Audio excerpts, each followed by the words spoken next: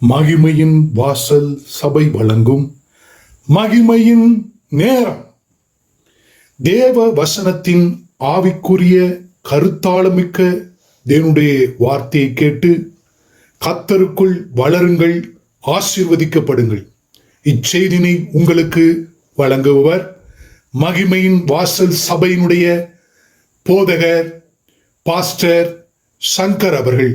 கர்த்தர் தாமே உங்களை ஆசீர்வதிப்பாராக. இப்பொழுது ஏசாயா தீர்க்கதரிசியின் புஸ்தகம் அவரிடத்தில் ஒரு பைபிளை கொடுக்குறாங்க. அவர் வந்தோடனே வழக்கம் அவருக்கு வந்து பைபிளை கையில் கொடுக்குறாங்க. கொடுத்தோடனே செய்கிறாரு, அவர் இல்லை இந்த புஸ்தகத்தை பிரித்த போது என்ன செய்ய போது என்ன செய்தாரு? அது நல்ல தோல் சுருளுங்க.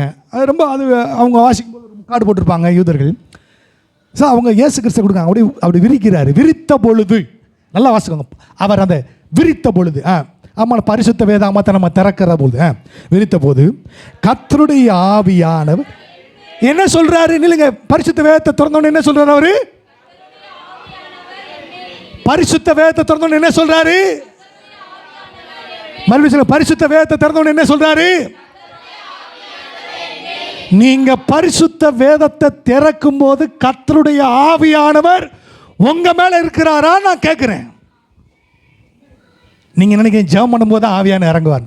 ஜெபம் வேதத்திற்கு பிறகுதான், ரெண்டாவதா ஜெபம் ரெண்டாவது பிளேஸ். ஃபர்ஸ்ட் பிளேஸ் தேவனுடைய வார்த்தை. நான் சொல்றேன், நீங்க வேதத்தை திறக்கும் பொழுது கர்த்தருடைய ஆவியான உங்க மேல இருக்காரா? இருக்காரா இல்லையா? இருக்காருன்னு சொல்றீங்க, ஒரு சில இல்லைன்றீங்க. தேவனே அறிவாராக. அல்லேலூயா, அல்லேலூயா. குறைச்சி சொல்லலை. உண்மைக்கே வேதத்தை திறக்கும் போது ஆவியானவர் இருக்கிறாரா? நான் எப்படி அவர் இருக்கார் அறிஞ்சுக்கொள்ளான்னு சொல்கிறேன். அப்பொழுது கர்த்தருடைய ஆவியானவர் என் மேல் இருக்கிறார், தரித்திரருக்கு சுவிசேஷத்தை பிரசங்கிக்கும்படி என்னை அபிஷேகம் பண்ணினார். அப்புறம் இருதயம் நொறுங்குண்டவர்களை குணமாக்கும், சிறைப்பட்டவர்களை விடுதலையும், குருடருக்கு பார்வை பிரசித்தம், நொறுங்குண்டவர்களை விடுதலை பண்ணவும், கர்த்தருடைய அனுக்கிர வருஷத்தை பிரசித்தப்படுத்தவும் என்னை அனுப்பினார் என்று எழுதியிருக்கிற இடத்தை அவர் கண்டு. சரி, ரைட்டு. வாசித்து புஸ்தகத்தை சுருட்டி பணிவிடைக்காரரை கொடுத்து உட்கார்ந்தார். ஜெபாலயத்தில் எல்லாருடைய கண்களும் அவர் மேல் நோக்கமாக இருந்தது. அப்போது அவர் அவளுடனே பேசத் தொடங்கி, உங்கள் காதுகள் கேட்க இந்த வேத வாக்கியம் இன்று நிறைவேறிற்றார். நல்லா கவனிங்க. நீங்கள் holy spirit influence by the holy ஸ்பிரிட்ல அல்லது இன்ஸ்பயர் ஆகி ஆவியானவரால் ஏவப்பட்டு ஆவியானவரால் நிறைந்து நீங்கள் வேதத்தை வாசிக்கும் போது, வாசித்து கொண்டிருக்கும் பொழுதே ஏதோ ஒரு தேவ வார்த்தை உங்கள் இருதயத்தில் உங்கள் வாழ்வின் பங்காக மாறும். நல்லா புரியுதுங்க உங்களுக்கு? என்ன செய்யும்? ஒரு வார்த்தையை வாசிக்கிறீங்க, நீங்கள் ரெகுலராக வாசிக்கிறவர் தான். ஒரு சிறு குழந்தையை போல இருக்கிறீங்க. அதே நேரத்தில் நீங்கள் சிறு குழந்தை கபடு இல்லை, வஞ்சகம் இல்லை, பொறாமை இல்லை, புறங்கூறுதல் இல்லை. சிறு குழந்தையை போல் வேதத்தை வாசிக்க நீங்கள் திறக்கும் பொழுது இந்த வேத வார்த்தையின்படி ஆவியானவர் உங்கள் மேல் வருவார். நீங்கள் வாசித்துக்கிட்டு இருக்கிற ஏதோ ஒரு வேத பகுதியிலிருந்து ஒரு வேத வார்த்தை, பாப்கார்ன் இருக்கு இல்லையா, பாப்கார்ன் தவும் பாருங்க, அதுபோல் அப்படி மீன் தண்ணியிலும் தவும் பாருங்க, அதுபோல் அந்த வேத வார்த்தை தவ்வி உங்கள் இருதயத்திற்குள் விழும். அல்லேலூயா. புரியுதா? புரியுதா? புரியலையா? எத்தனை பேருக்கு அப்படி வேத வார்த்தை விழுந்திருக்கு? எல்லாரும் கை தூக்குவீன்னு பார்த்தேன். வேத வார்த்தை விழுந்திருக்கு. அப்படி நான் சொன்ன தீர்க்க தரிசனங்கள் சொப்பனங்கள் இவைகள்லாம் ரெண்டாவது. முதலாவது தேவனுடைய வார்த்தை. ஆதியிலே வார்த்தை. அப்படி விழுந்திருக்கா? அப்படி விழுந்திருக்கா? நான் தேவனுடைய வார்த்தை கிடைக்கணும்னா நான் என்ன செய்வேன்? மணிக்கணக்காக உட்காந்து வேதத்தை வாசிக்கிட்டே இருப்பேன். திடீர்னு ஒரு ஆவியானவர் மேலே வரும் பொழுது இந்த வேத வார்த்தை இந்த வேதத்திலிருந்து அப்படியே தவ்வி என் இதயத்துக்குள்ளே விழுகும். ஆமென், அல்லேலூயா, அல்லேலூயா. அதுதாங்க உன்னதமான வேத வாசிப்பினுடைய அனுபவம். நான் சொல்கிறேன், உங்களுக்கு புரியுதுங்களா? புரியுதா? இப்போ ஏசப்பா சொல்கிறார், ஆவியானவர் என் மேல் இருக்கிறார், அவர் மேல் இருந்தார். சொல்ல இந்த வேத வாக்க இயேசுவினுடைய வாழ்வின் பங்காக மாறிற்று. இந்த வேத வார்த்தை உங்கள் வாழ்க்கையின் பகுதியாக பங்காக மாறணும்னு சொன்னால், முதலாவது நீங்கள் என்ன செய்யணும்னு சொன்னால், உங்கள் இருதயம் குழந்தையை போல் மாறணும். ரெண்டாவது ஆவியானவர் உங்கள் மேலே வரணும். அந்த ஆவியானவர் இந்த வேத வார்த்தைகளை நீங்கள் வாசிக்கும்போது உங்கள் வாழ்க்கையில் ஒரு தேவனுடைய வார்த்தையோ வாக்கியத்தையோ அப்படியே ஒரு பாப்கார்ன் போல் தண்ணியிலேருந்து மீன் தவறுது போல் அப்படி தவி வேத வசனம் அப்படியே உங்கள் இதயத்தில் உழுகும். நீங்கள் சொல்லுவீங்க, இந்த வார்த்தை என் வாழ்க்கையின் பங்காக மாறிவிட்டது. அல்லேலூயா. அப்போ நீங்கள் பார்த்தீங்கன்னா நீங்கள் தான் உலகத்தில் மலைகளை பெயர்க்கத்தக்க விசுவாசம் உள்ள ஒரு தெய்வ பிள்ளையாக இருப்பீர்கள். அல்லேலூயா. அப்போ நான் கேட்குறேன், ஆவியான் உங்கள் மேலே தான் இருக்கிறாரா? இருக்கார். எல்லாத்துக்கும் ஆமேன்னு சொல்கிறாங்க. எனக்கு அதான் ஆச்சரியமாக இருக்குது. ஆவியான் இருக்கிறாரா உங்கள் மேலே? ஆவியான் இருக்குன்னு சந்தேகமாகி போச்சா? பாஸ்ட்டுக்கு அடுத்து என்ன பேச போகிறாரோ பாஸ்ட்டு, அதனால் ஆமேனை சொல்லி வைப்போம், இல்லாட்டி அமைதியாக இருப்போம். சரி, நான் முதல் சொல்கிறேன், குழந்தை போல. ரெண்டாவது, ஆவியானவர் வந்தால் தான் இந்த வேத எழுத்துக்கள் உங்களுக்கு எப்படி மாறும்? ஒரு பகுதியாக என்ன செய்யும்? மாறும். இப்போ நான் சொல்கிறேன், இந்த ஆவியானவர் இல்லாமல் இந்த வேதத்தை வாசிக்கலாம். வித்தவுட் ஹோலி ஸ்பிரிட் நீங்கள் பரிசுத்த ஆவியான இந்த வேதத்தை வாசிக்கலாம், ஸ்டடி பண்ணலாம், மெமரைஸ் பண்ணலாம், என்ன வேணாலும் செய்யலாம். ஆனால் பரிசுத்த ஆவியானோடு கூட அவர் உங்கள் மேலே இருந்து இந்த வேத வார்த்தைகளை வாசித்தால் இந்த வேதம் ஜீவனாக இருக்கும், ஆவியாக இருக்கும், உங்களை உயிர்ப்பிக்கும். இந்த வேத வார்த்தை உங்கள் வாழ்வின் ஒரு பங்காக மாறிவிடும். அல்லேலூயா. ஆண்டவர் என்ன விரும்புகிறார்னா, இந்த வேத வார்த்தை உங்கள் வாழ்க்கையில் ஒரு பங்காக மாற வேண்டும் என்று விரும்புகிறார். அல்லேலூயா. ஆமென். அதைத்தான் தேவனுடைய விருப்பம். அப்போ ஆவியானவர் இல்லாமல் நான் மெமரைஸ் பண்ணி வச்சுருக்கீங்க வசனத்தை, கர்த்தருக்கு ஸ்தோத்திரம், நல்லா பண்ணி வச்சுருங்க, தப்பு கிடையாது. ஆனால் ஆவியானவர் இருந்தால் தான் உங்கள் வாழ்க்கையின் அது பங்காக மாறும். சரி, இப்போ ஆவியானவர் உங்கள் மேலே இருக்காரா இல்லையான்னு பார்க்க போகிறோம். எப்படி பார்க்க போகிறோம்?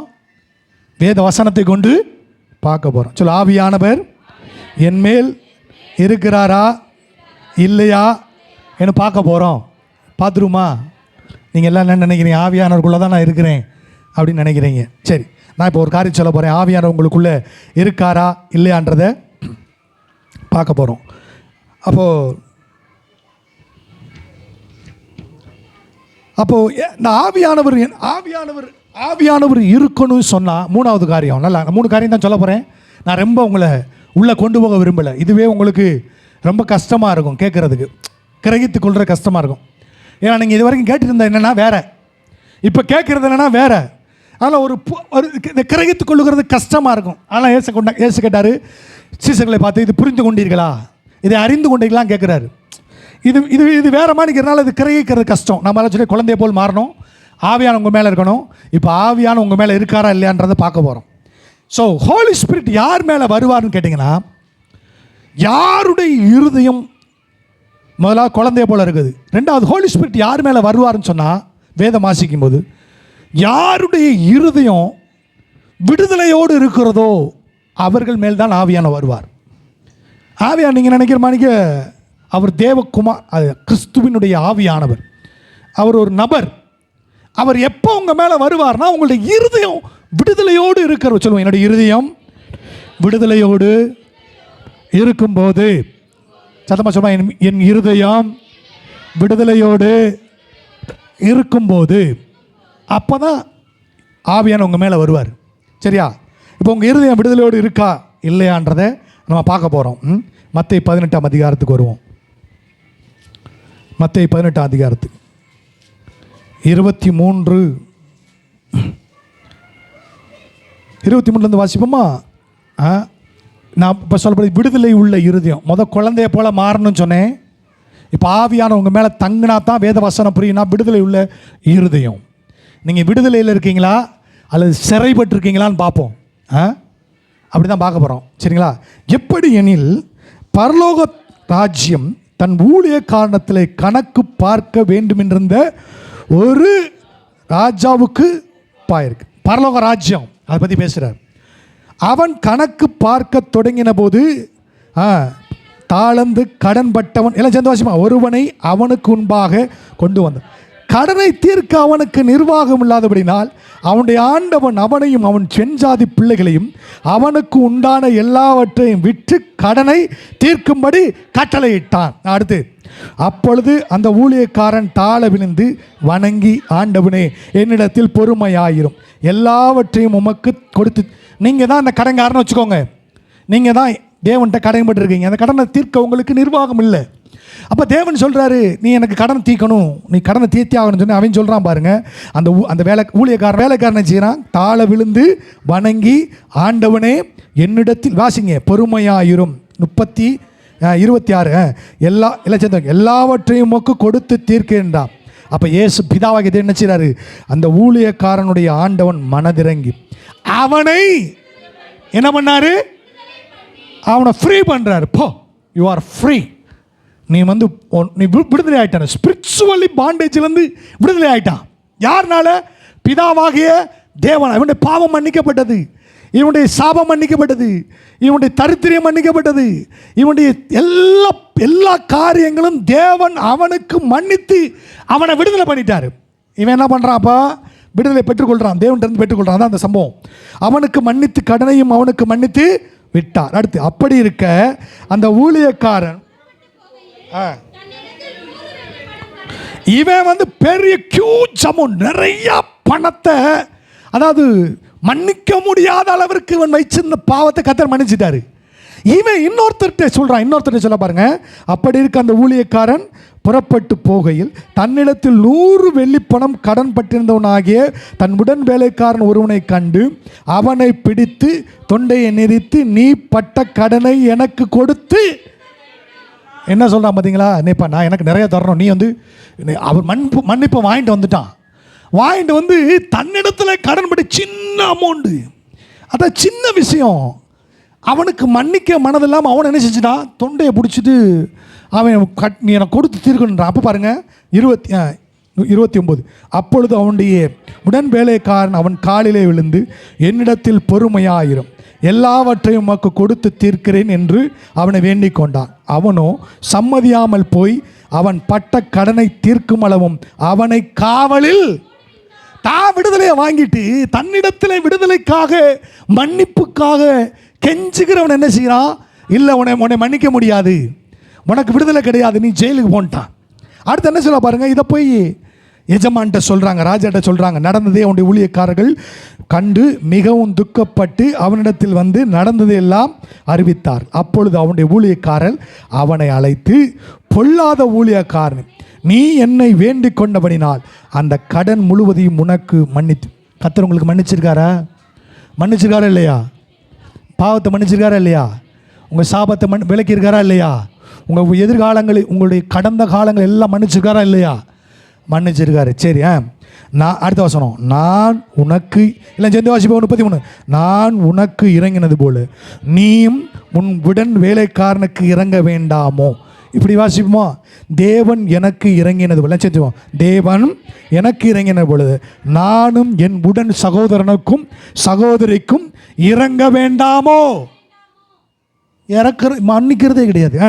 அப்போ அவனுடைய ஆண்டவன் கோபமடைந்து அவன் பட்ட கடனையெல்லாம் கொடுக்கும் அளவும் உபாதிக்கிற விடத்தில் அவனை, அடுத்த வசனம் ரொம்ப முக்கியமான, அடுத்து வாசிக்கலாம். நீங்களும் அவனவன் தன் சகோதரன் செய்த தப்பிதங்களை மனப்பூர்வமாய் மன்னியாமல் போனால் என் பரம பிதாவும் உங்களுக்கு இப்படியே, நீங்கள் மற்றவர்கள் செய்த காரியங்களை மன்னிக்கலைன்னா you are in the cage, நீங்கள் சிறைப்பட்டிருக்கிறீங்க. சிறைப்பட்டிருக்கிறவர்கள் மேல் ஆவியானவர் வரமாட்டார். நீங்கள் வேதத்தை வாசிக்கலாம், இந்த வேத வசனம் உங்கள் பங்காக மாறவே மாறார். நல்லா கவனிங்க. ஆவியானவர் யார் மேலே இயேசு மேலே வந்தார். இயேசு எப்படிப்பட்டவர் தெரியுமா? மன்னிக்கிறவர். அவர் மன்னிக்கிறதற்கு தயவு பெருத்தவர். அவர் என்ன சொன்னாலும் மன்னிப்பார். போ போ போண்டுவார். அப்படிப்பட்ட மன்னிப்பின் இருதயமுடைய இயேசுவின் மேல் ஆவியானவர் வந்தார். உங்களுக்கு அப்படிப்பட்ட மன்னிப்பின் இருதயம் இல்லாதிருந்துச்சுன்னா வேதத்தை வாசிக்கும் போது ஆவியானவர் வர மாட்டார். நீங்கள் உங்கள் இன்டலெக்சுவல் மைண்டில் வாசிப்பீங்க. மத்தேயு 19 அதிகாரம் ஏசு இந்த வசனங்கள் எல்லாம் சொல்லி முடித்த அவர் கலிலே விட்டு யோர்தானு காக்காரு பயில் வாசிங்க. நான் வாசித்தேன். எப்படி வாசிங்க? அண்டர் த ஹோலி ஸ்பிரிட்லையா அல்லது ஹியூமன் மைண்ட்லையா? நல்லா கவனிச்சிங்களா? அப்போ விடுதலையின் நம்ம சொன்ன குழந்தைய போல உங்கள் இருதயம் மாறணும்.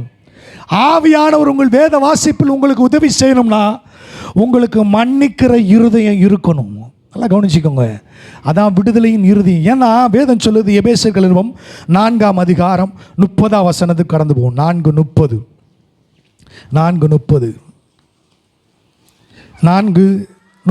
அன்றியும் 4:30 சேர்ந்து வாசிக்கலாமா? எபேசியர் 4:30 வாசிப்போம்.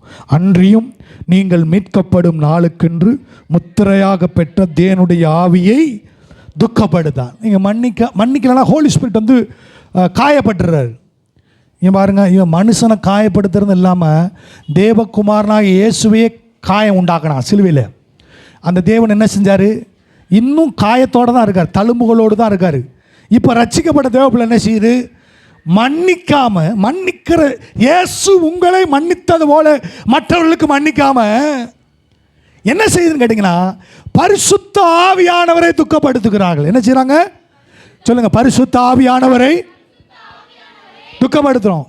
துக்கப்படுத்திட்டு இந்த பரிசுத்த ஆவியான வேதத்தை வாசித்தா இங்கேருந்து உங்களுக்கு என்ன ஜீவனாக வரும், இங்கேருந்து உங்களுக்கு என்ன வார்த்தையாக கிடைக்கும், இங்கேருந்து உங்களுக்கு என்ன தேவனுடைய வார்த்தை வந்து ஆவியாக கிடைக்காது. It's just like literature book. நீங்கள் தெரிஞ்சுக்கலாம் வேதத்தை, அவ்வளோதான். ஆனால் உங்கள் ஆவியில் அது ஒரு பங்காக மாறாது. இந்த வேத வார்த்தை ஒரு பாட்டாக மாறாது, உங்கள் வாழ்க்கையில் ஒன்றாக மாறாது. நல்லா புரிஞ்சுக்கோங்க. ஆனால் அடுத்த வருஷம் சொல்லி பாருங்க, சகல விதமான கசப்பும். என்னது?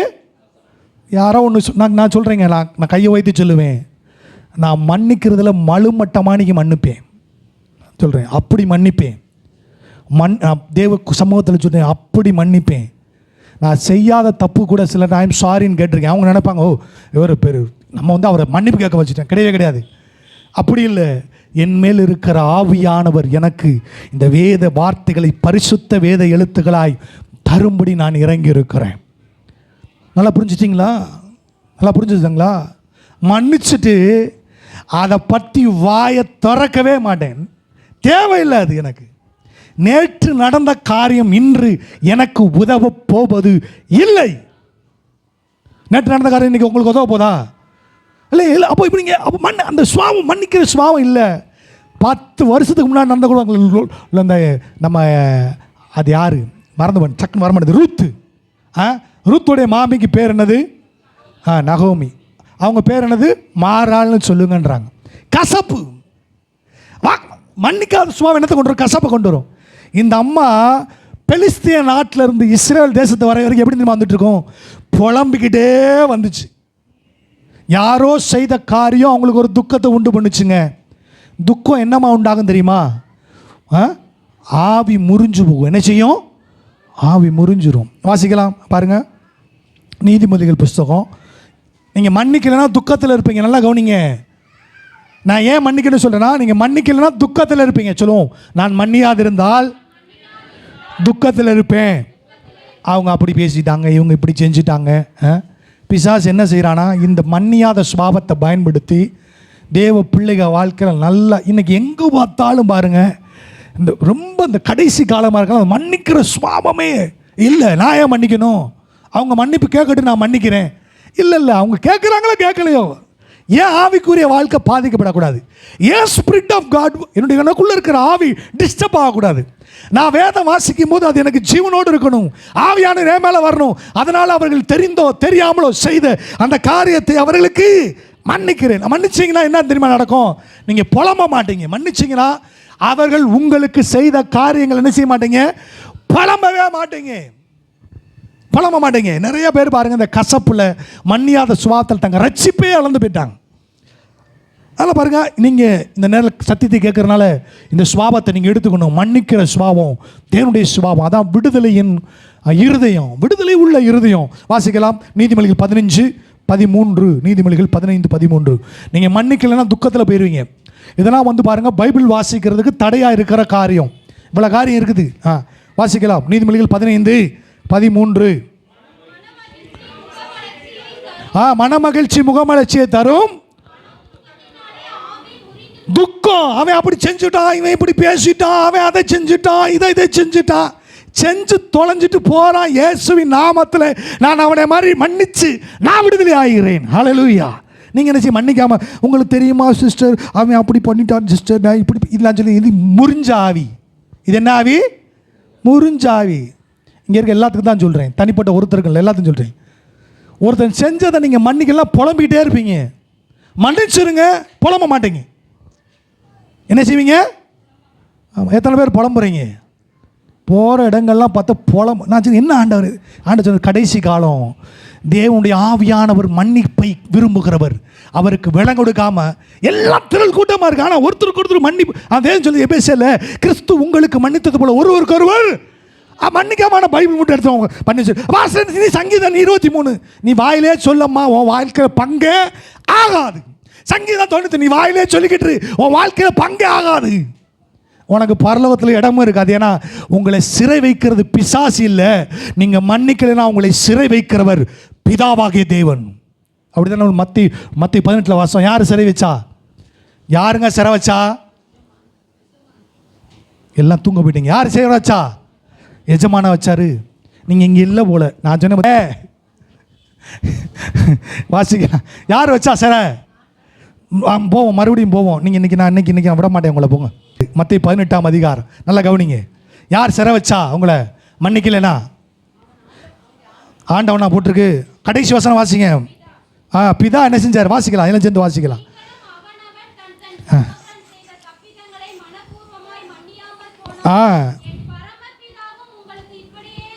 எப்படி செய்வார்? உங்களை தூக்கி சிறை வச்சிருவார். என்ன செய்வார்? அப்போ எல்லாரும் நினைங்க பிசாசு சிறை வச்சு. இல்லைங்க, நீங்கள் மன்னிக்காதனால பரலோகத்தின் பிதாவே சிறை வச்சுட்டாரு அவர். நான் இப்போ வசனம் அப்படிதான் வாசிக்கும், விடுதலை ஆக்குறேன். இங்கே சொல்லாரு மன்னிக்கலாம் உனக்கு சிறை தான். தேவன் நிர்ணயித்திருக்க சிறைக்குள்ளே இருந்துட்டு பைபிள் வாசிக்கிறாங்களாம். நான் சொன்னேன் மன்னிக்கவே இல்லை, எப்படி இந்த பைபிள் வேலை செய்யும்? ஸோ இவங்க ஹியூமன் தாட்டில் வாசிக்கிறாங்க. ஹியூமன் தாட்டில் இது மெடிடேட் ஹியூமன் தாட்டில் இது என்ன செய்கிறாங்க? ஸோ நல்லா கவனிங்க. சிறையிருப்பில் யார் வைக்கிறான்னா பிசாசு வைக்கல, தேவனே வைக்கிறார். இப்படி பிதா எங்கேயா பார்த்துருக்கீங்களா? பைபிளில் காமிக்குது. அப்போ நீங்கள் ஒருத்தர் வர்றாரு, ஐ எம் ஸோ சாரி அப்படின்னு சொல்கிறார், உடனே மன்னிச்சிருங்க. ஏசு பாருங்கள், ஏசப்பா எனக்காக என்னை மன்னிச்சாரு, நான் உங்களை மன்னிக்கிறேன். எதுக்கு மன்னிக்கிறீங்கன்னு கேட்டால், நான் சிறையிருப்பில் இருக்கக்கூடாதுங்க, அதற்காக. ஹல்லேலூயா. நான் தான் சொல்கிறேன், விடுதலையின் இருதயம் இல்லைன்னா, தேவன் என்னை சிறை வச்சுட்டார்னா, நான் சிறைக்காலைக்குள்ள அந்த தேவன் வைத்திருக்கிற சிறையிலேருந்து அவர் கொடுத்த வேத வசனத்தை வாசித்தா ஒன்றுமே வேலை செய்யாது. நான் சும்மா வாசிக்கலாம். சங்கீதம் தெரியும் 99 தெரியும், 23 தெரியும். வாழ்க்கையின் உன் இருதயத்தின் பங்கா இருக்கான்னு கேட்டா, இந்த இருதயத்தில் அது பங்கா மாறாது. இந்த வேத வசனம் என்னை பெனிட்ரேட் பண்ணாது, என்னை ஆளுகை செய்யாது. நான் மன்னிக்காதனால பிதா வைத்த சிறையில் இருப்பேன். நான் மன்னிச்சேன்னா பிதாவாகிய தேவனை என்ன செய்வார்? என்னைய விடுதலை செய்வார். ஆவியானவர் என் மேல் என்ன செய்வார்? வருவார். நல்லா கொண்டீங்க. மன்னிக்கலைன்னா, அதுதான் நீதிமொழி 15 சொல்கிறேன். நான் மன்னிக்கலைன்னா அது ஒரு துக்கம், மனதில் துக்கமாக இருக்கும். அது என்ன செய்யும்? ஆவி முறிஞ்சிரும். இந்த முறிஞ்ச ஆவி பற்றி நான் ரொம்ப பேச விரும்பல. ஆவி முறிஞ்சிரும். அடுத்த வசனம் வாசிக்கலாம். அப்படி முறிஞ்சிட்டு நினச்சியும் பாருங்க, எத்தனை பேருக்கு ஆவி முறிஞ்சிருக்கு? ஆவி முறிஞ்சிருமானே தெரியாது பாஸ்டர், இப்போ தான் பைபிள் வாசிக்கிறேன். அதான் சொல்கிறேன், ரொம்ப ஹெவியாக இருக்குது, கொஞ்சம் கவனிங்க. ஏன்னா இந்த வேதத்தை வாசிக்கிறேன்றதே செவமனை சொல்லி கொடுத்துருக்காங்க. முழங்கால் போட்டு தகர்க்க வேண்டிதான். அந்த ஆவியே, இந்த ஆவியே, வானத்தாவியே, பொல்லாதாவியே, இட்டிலில் வர ஆவியே, என்னென்ன ஆவியே கடிக்க வேண்டிதான். அது சொல்லி கொடுத்துருக்காங்க. ஆனால் பைபிள் வாசிக்கிறதுன்றது it's a very very higher level. Hallelujah. ஏன்னா அந்த பைபிள் வாசிக்கும் போது இயேசுவை வாசிக்கிறீர்கள். ஆமென். அப்போது மன துக்கத்தில் நினச்சியும் அப்போ மன்னிச்சிட்டிங்கன்னா ஆவி முறியாது. சரி, நீங்கள் மன துக்கத்தில் இருக்கீங்கன்றது ஒரு அடையாளத்தை நான் காமிக்கிறேன். வாசிக்கலாம். ஏசாயா 65:14. 65:14. ஏசாயா 65:14. 65:14. எல்லாம் சேர்ந்து வாசிப்பா. இதோ என் ஊழியக்காரர் மன மகிழ்ச்சியினால் கம்பீரிப்பார், நீங்களோ மனநோவினால் அலறி ஆவியின் முறிவினாலே புலம்புறவங்க. மனுஷனை கண்டா தெரிஞ்சுக்கோங்க, இவன் யாரையோ மன்னிக்காது இருக்கிறான், அதனால அவனுக்கு மன துக்கம். அந்த மன துக்கம் இருக்கிறபடினால புலம்புறான். அந்த புலம்புற அந்த ஆவி முறிஞ்சு மன துக்கத்தில் இருக்கா பாருங்க. நம்ம அந்த மன்னிக்காதவங்க மன துக்கம் இருக்கும். அப்படியே அவங்க இப்படி சொல்லிட்டாங்க, இவங்க இப்படி. நான் சொல்கிறேன், நான் யார் என்ன சொல்லிட்டு போட்டு, ஏசப்பா என்ன சொல்கிறாங்க? ஏசு நல்லவர். ஹல்லேலூயா. அவங்க பேசுகிறத செஞ்சத காரியங்களை நான் மன்னிக்கிறேன் என்று சொன்னால் நீங்கள் விடுதலையின் ஆவியோடு கூட இருக்கிறீர்கள். ஹல்லேலூயா. அதெல்லாம் பிரச்சனை இல்லை. எல்லாம் கூடி வாங்க, நான் அப்படி தான் இருப்பேன். ஒரே ஒரு சில புலம்புவாங்க. நான் சொல்லி இவங்க ஆவி முறிஞ்சு போச்சு, நான் ஊழியம் செய்யலாம் தெரியும், ஆவி முறிஞ்சு போச்சு. ஆனால் கத்த சொல்லுவார், இது தாங்க முடியுமா ஒன்னாலும் கேட்பாரு. நீங்களே சிறை வச்சிருக்கீங்க, நான் எப்படி தாங்கிறது? முறிந்த ஆவியை யாரால் தாங்கக்கூடும் போட்டிருக்கு. மன்னிப்பின் இருதயம் இல்லாத ஒரு ஆத்துமாக்கு நீங்கள் எவ்வளவு ஊழியம் செஞ்சாலும் அது வேஸ்ட். ஒன் டைம் ஒரு சகோதரன் வந்து சாரி பிரதர் அப்படின்னு சொன்னான்னு வச்சுக்கோங்களேன், அவ்வளோதான், அவன் காரியங்களாம் மறந்துடணும். கேட்கலாம், நீங்கள் என்ன மழுமட்டையானு இருந்துட்டு போகிறேன், என் இருதயம் விடுதலையோடு இருக்கட்டும். அல்லேலூயா. ரெண்டாவது தடவை வர்றான், சாரி பிரதர்ன்றான், மன்னிக்கிறேன், என்ன உங்களுக்கு அறிவே இல்லை, இருந்துட்டு போகிறேன், என் இருதயம் விடுதலையோடு கூட இருக்க வேண்டும். அல்லேலூயா. நான் புலம்பக்கூடாது. நான் சொல்கிறேன், குடும்பங்களுக்குள்ளே மன்னிக்கணும். அதான் ரொம்ப சேலஞ்ச் பாருங்கள். குடும்பங்களுக்குள்ளே மன்னிக்கணும், சகோதரர்களுக்குள்ளே மன்னிக்கணும். ஏதோ காரியம், அந்த காரியத்தை மன்னிப்பினால் சரி செய்து கொண்டு மறுபடியும் தேவன் வகுத்த பாதையில் நம்ம நடக்கணும். அல்லேலூயா. இப்படி நீங்கள் மன்னிச்சிங்கன்னு சொன்னால் உங்கள் ஆவி முறிய, நீங்கள் புலம்ப மாட்டீங்க. ஒரு சிலர் நான் வரும்போது பார்ப்பேன், இவங்களுடைய ஸ்பிரிச்சுவல் ஸ்ட்ரென்த் எவ்வளவு. நீங்கள் அங்கே வர்றதுக்கு முன்னாடி எனக்கு தெரியும், நான் என்னை உயர்த்தி சொல்லலை, இவங்களுடைய ஸ்பிரிச்சுவல் ஸ்ட்ரென்த் என்னது, அவங்க வாசம் அப்படி பண்ணுவாங்க. நான் சொல்லி உள்ள வசனமே இல்லை, இவங்க வசனத்தினால் பில்டப் பண்ணப்படலை, இவங்க இருதயங்களில் வசனம் இல்லை. நல்லா கவனிங்க. அப்போ அவங்க என்ன செய்வாங்க, புலம்புவார்கள், அவர்கள் புலம்புவார்கள். அப்போ புலம்புனா என்ன செய்யும் கேட்டிங்கன்னா, ஆவி முறிவு. எத்தனை பேர் புலம்புறீங்க? புலம்புறதே இல்லையா? புலம்புறீங்களா? புலம்புறதே இல்லையா? ஆமாம். கர்த்தருக்கு ஸ்தோத்திரம். கர்த்தர் உங்களை ஆசீர்வதிப்பார். ஒத்துக்கொண்டவர்கள் ஆசீர்வதிக்கப்பட்டவர்கள். ஹல்லேலூயா. எத்தனை பேர் புலம்புறீங்க? புலம்புறவங்க ஆவி முறிவுனால புலம்புறாங்க. உங்களுக்கு தெரியுமா பிரதர், இப்படி நடந்து போச்சு, அது நடந்து 1 வருஷம் இருக்கும், 1 மாதம் இருக்கும், 2 மாதம் இருக்கும். இப்போ வந்து புதுசாக பேசிக்கிட்டு இருப்பாங்க. நான் சொன்னேன், ஆவி முறிஞ்சு போச்சு, இப்படி ஆவிக்கு செவி கொடுக்காதீங்க. நீங்கள் சொல்லுங்கள், எங்கள் சர்ச்சில் சொல்லி கொடுத்துருக்காங்க, மன்னிச்சிட்டு விடுதலையோடு இருக்க சொல்லியிருக்காங்க. அல்லேலூயா. அது முடிஞ்சு 1 மாதம் ஆச்சு, பிரச்சனை முடிஞ்சு. இப்போ புதுசாக குழியை தோண்டுவான், கடக்கணும். எப்போ இது நடந்துச்சு? அது ஒரு 10 வருஷம் இருக்குமா? என்ன 10 வருஷம் இருக்குமா? 10 வருஷத்துக்கு முன்னாடி நடக்குது, நம்ம பிரஸ்ஸாக சொல்லிக்கிட்டு இருக்கீங்க. நான் சொன்னேன், உங்கள் ஆவி முறிஞ்சு போச்சு. என்னைக்கு இருந்தாலும் இந்த பிசாசு உங்கள் ஆத்துமாவை நிச்சயமா கொல்ல கண்டு போவான். ஏன்னா அந்த வேதம் உள்ள நிச்சயாது போகாது. 1 மாதம் இருக்கு நடந்து பிரச்சனை, அந்த பிரச்சனை முடிக்கப்பட்டிருக்கும். இப்போ தான் புதுசாக திறப்பான், அந்த இட்லி கூப்பரை திறக்கிற மணிக்கு திறந்து சிஸ்டர் தெரியுமா உங்களுக்கு என்னது, என்னம்மா 1 மாதம் நடந்த கதையை சொல்லிக்கிட்டு இருப்பான். நான் சொல்கிறேன், இந்த கதைனா தேவையில்லை. அவைகளை மன்னிக்கிற தேவன் ஆவியானவர் உங்களுக்கு மன்னிக்க சொல்லிக் கொடுக்கிறார். ஹல்லேலூயா. நீங்கள் தொடர்ந்து மன்னிச்சுக்கிட்டே இருக்கணுமா? நீங்கள் விடுதலையோடு இருக்கணுமா? நீங்கள் மன்னிச்சுக்கிட்டே தான் இருக்கணும். நான் சொல்லுங்க, நான் விடுதலையோடு இருக்க வேண்டுமானால், இந்த வேதம் என் மனமகிழ்ச்சியாக இருக்க வேண்டுமானால், நான் தொடர்ந்து மன்னித்து முன்னேறி செல்ல வேண்டும். ஹல்லேலூயா. நீங்கள் மன்னிக்காமல் சிறையில் இருந்துட்டு நீங்கள் பைபிள் வாசிக்கலாம், கண்டிப்பாக வாசிக்க முடியும். அது ஹியூமன் எபிலிட்டி. உங்களுக்கு இருக்கிற படிப்பு திறமையில் வாசிப்பீங்க, not in the spirit of God. தேவ ஆவியில் என்ன செய்ய மாட்டீங்க. நான் இதில் வயத்தை வாசிக்கிறேன் தெரியுமா? தேவ ஆவியில் வாசிக்கிறேன். ஹல்லேலூயா. அதனால் இப்படி சத்தியம் கிடைக்குது. ஒரு சகோதரன் சொன்னார், அவருடைய காரில் கூப்பிட்டு போயிட்டு இருந்தார். சொல்லிட்டு சொன்னார், காரை விட்டு இறங்கும்போது சொன்னார், பிரதர் நீங்கள் தேவனோடு நடக்கிறீங்க, அதனால தான் இப்படிப்பட்ட காரியங்கள் உங்களோடு கிட்ட கர்த்தர் பேசுகிறா. அல்லேலூயா. இருதயத்தில் ஒன்றும் வச்சுக்க வேண்டிய அவசியம் இல்லை, தேவையே கிடையாது. என் இருதயம் வேத வசனத்தை தான் வைக்க அழைக்கப்பட்டிருக்கிறே தவிர என் இருதயம் தேவனால் சிறை வைக்க அல்ல. நல்லா புரிஞ்சுக்கோங்க. நிறையா பேர் கசப்புல, கோவத்தில், வைராக்கியத்தில், எங்கள் அக்கா இப்படி சொல்லிச்சு, என் தங்கச்சி இப்படி சொல்லிச்சு, அவள் இப்படி சொல்லிட்டா, அண்ணன் இப்படி சொல்லி, சிஸ்டர் இப்படி சொல்லிட்டாங்க. சொன்னால் அவங்க கேட்குற மாதிரி மன்னிச்சிருங்க, நோ ப்ராப்ளம். நீங்கள் கேட்குற மாதிரியே மன்னிச்சிடும். அவ்வளோ நீங்கள் வந்து சாரின்னு சொல்கிறதுக்கு முன்னால் இந்த சபையில் சில வார்த்தையில் சொன்னது கூட நான் மன்னிப்பு கேட்டிருக்கேன். ஒரு சொன்ன போல் சில பேர் இப்போ பாஸ் இந்த வார்த்தை யூஸ் பண்ணிட்டாரு, அடுத்த வாரம் கண்டிப்பாக மன்னிப்பு கேட்பார். அடுத்த வாரம் தான் அவங்க என்கிட்ட சொல்லலை, அடுத்த வாரம் மைக்கு பிடிச்சோன்னே சாரி இந்த வார்த்தையை நான் பயன்படுத்துகிறேன், மன்னிச்சுக்கோங்கன்னு நான் சொன்னேன். ஆனால் அதை போல் நீங்களும் மன்னிக்க வேண்டும் அல்லவா? அப்போ தான் உங்கள் ஸ்பிரிட் என்ன செய்யும், விடுதலையோடு கூட இருக்கும். சரி, அப்போ சங்கீதம் 119க்கு வருவோம். நான் 3 காரியங்களை சொன்னேன். அப்போ நீங்கள் புலம்புறீங்கன்னா நீங்கள் மன்னிக்கலாம், மன்னிச்சுட்டு மறந்துட்டு முன்னேறி போங்க. தேவன் உங்களுக்கு இப்போ நீங்கள் அதுதான் உங்களுடைய இருதயத்தை விடுதலையோடு வச்சுருக்கோம். ஒன்று குழந்தையை போல சுவாபம், 2வது மன்னிக்கிற இருதயம் உங்களுக்கு இருந்தால் தேவன் உங்களுக்கு மன்னித்தது போல் மன்னிச்சிங்கன்னா நீங்கள் சிறையிருப்பில் இருக்க மாட்டீங்க. தேவ ஆவியானவர் அப்பொழுதுதான் நீங்கள் வேதத்தை வாசிக்கும் போது உங்கள் மேல் வந்து இந்த வேதத்தை மன மகிழ்ச்சி ஆக்குவார். சங்கீதம் 119 எல்லாம் எழுந்து வாசிக்கலாம். சங்கீதம் 119:92. சங்கீதம் 119:92 எல்லாம் சேர்ந்து சத்தமாக வாசிக்கலாமா? உமது வேதம், என் வேதம் உங்களுக்கு மன மகிழ்ச்சியாக இருக்கா? எல்லாம் துக்கத்தில் இருக்கதான் சந்தோஷமாக இருக்கா? நான் துக்கத்துக்கு இவ்வளோ காரியம் சொல்லிட்டேன். நீங்கள் துக்கமாக இருந்தால் நீங்கள் ஆவி முறிவு ஏற்படும். ஆவி முறிவு ஏற்பட்டால் புலம்புவீங்க. ஏன் புலம்புறீங்க? ஆவி முறிவு ஏற்பட்டுருச்சு. ஆவி முறிவுக்கு காரணம் என்ன? துக்கம். நான் சொல்கிறேன், தூக்கி பின்னால் போட்டுட்டு, ஆண்டவரே உம்முடைய வேதம் என் மன மகிழ்ச்சி. அவன் துக்கத்துக்குள்ளே போல. தாவீது தனக்கு தவறு இழைத்த சவுலை மன்னிக்கிறான். எத்தனை தடவை மன்னிக்கிறான்?